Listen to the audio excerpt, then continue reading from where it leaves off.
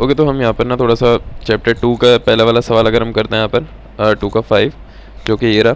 अच्छा, चैप्टर 2 में क्या है, इसके बेसिक्स क्या हैं, सारी चीज़ें वो भी किसी एक वीडियो में कवर करेंगे। अभी हम इतना सिंपल है, अगर आपने चैप्टर 6 की वीडियोस देखें तो उसके बाद ये बहुत शायद आसान लगे।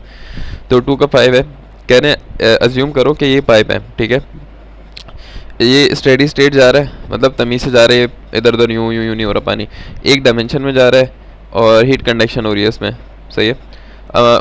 अज्यूम करो आपको बेसिक पता होंगे कि मतलब कंडक्शन क्या होता है। कंडक्शन ये होता है कि अगर ये एक मेटल की रॉड है, सही है, यहाँ पर हवा आ रही है, यहाँ पे यूँ करके यहाँ भी हवा आ रही है, और ये एक मेटल की रॉड है, सही है। इसके अंदर हमने एक तार लगाई हुई है, फिलामेंट, और यहाँ पे हम इसको हीट करना है।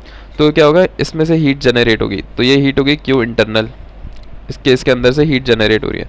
अब इस मेटल रॉड के अंदर जो हीट जनरेट होगी उसका एक फॉर्मूला बनता है, Q is equal to minus K डावा टी बाई डावा एक्स के ए। ये एक फॉर्मूला बनता है कि इससे आपको पता चलता है कितनी हीट इसमें से जा रही है, सही है। ये क्या क्या है, इसका एरिया कि कितना एरिया है, फिर इसका जो टेम्परेचर चेंज हो रहा है विद रिस्पेक्ट टू एक्स, वो मतलब अगर किसी खास एक्स पे होगा ना, जैसे एंड पे अगर इसके, तो फर्स्ट कर उसकी लेंथ टोटल 4 है, तो अगर सेंटर में हीट सोर्स है, ये लेंथ कितनी हो गई, 2 हो गई, तो यहाँ पर तो एक्स 2 आ जाएगा डायरेक्ट, सही है।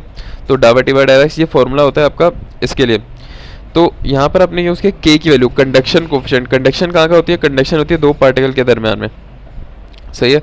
तो एक सॉलिड के अंदर पार्टिकल करीब करीब होते हैं, तो यहाँ जब भी एक सॉलिड की बात होगी हमेशा याद रखना, तो हम ये वाला फॉर्मूला यूज़ करें, कंडक्शन कोफिशिएंट।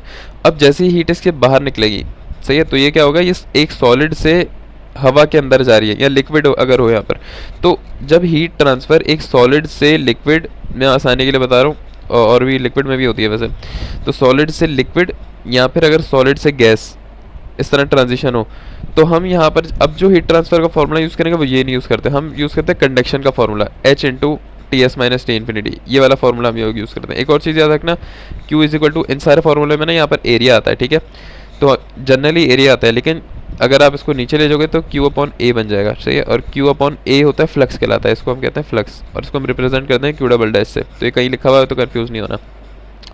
तो ये हमारा बेसिक सा सवाल है, और वन डायमेंशनल का मतलब है एक्स एक्सिस में हो रही है सिर्फ, आसानी के लिए इन लोगों ने बता दिया कि वन डायमेंशनल एक्स एक्सिस में आपकी सिर्फ हीट हो रही है, वाई जेड में नहीं लेना, सही है। तो आगे कह रहे हैं कि assuming that there is no internal heat generation, तो यहाँ पर जो क्यू इन है वो हीट इंटरनल हीट जनरेशन वो नहीं है।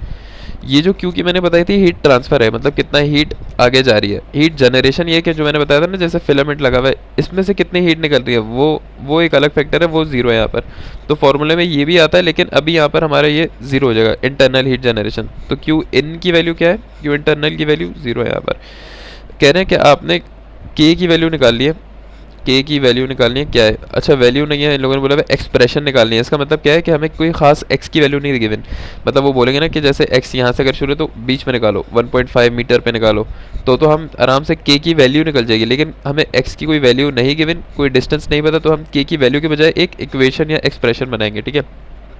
हमें एरिया गिवन है इस फॉर्म में, एरिया ऐसा क्यों गिवन है, क्योंकि ये अगर सर्कुलर होता तो हम आराम से निकाल लेते इसका 2 पाई आर एक्स करके, इस तरह कुछ करके निकाल लेते, लेकिन क्योंकि ये यूँ करके जा रहा है तो इसकी भी एक इक्वेशन टाइप दे दी है, 1 माइनस एक्स दे दिया, ठीक है। और टेम्परेचर की इक्वेशन दे दी है, ये रही 300 इंटू ये रही, और आपको क्यू दे दिया। ये कौन सा क्यू है, ये हीट ट्रांसफ़र है 6000, जो मैंने बताया था ना, एक तो हीट ट्रांसफ़र है जो यहाँ पर आएगा फॉर्मूले में, और एक हीट जनरेशन होते वो अलग है, सही है।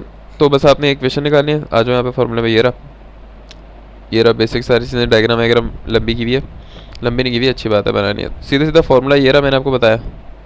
अच्छा, ये क्या बन रहा है, क्या हो रहा है, सारे लॉजिक में हम लोग किसी एक वीडियो में कवर करेंगे। अभी सिंपल याद रखो, ये फॉर्मूला होता है कि जब एक सॉलिड के अंदर हीट ट्रांसफ़र मालूम करोगे, ये फॉर्मूला होता है उसका, सही है। माइनस के एरिया और टेम्परेचर डावा टी, अच्छा D T by T x का क्या मतलब है, यहाँ पे D upon D x, T की इक्वेशन बनी थी हमारी 300 वाली, ये इक्वेशन यहाँ पर रख दो, इसको डेरिवेट कर दो विद रिस्पेक्ट टू एक्स। जब इसको डेरिवेट करोगे तो यहाँ पर क्या हो जाएगा, एक्स की डेरिवेशन सिर्फ 2 आ जाएगा, और 3x स्क्वायर आ जाएगा इसका, तो ये आपकी डेरिवेशन बनेगी, ये रही, ओके। इसको आराम से डेरिवेट करो, डेरिवेट करने के बाद यहाँ पे 6000 है, इस सब को यहाँ पर नीचे ले जाओ, के की वैल्यू आपके पास, ये इक्वेशन बन जाएगी, सवाल ख़त्म हो गया, बहुत सिंपल है।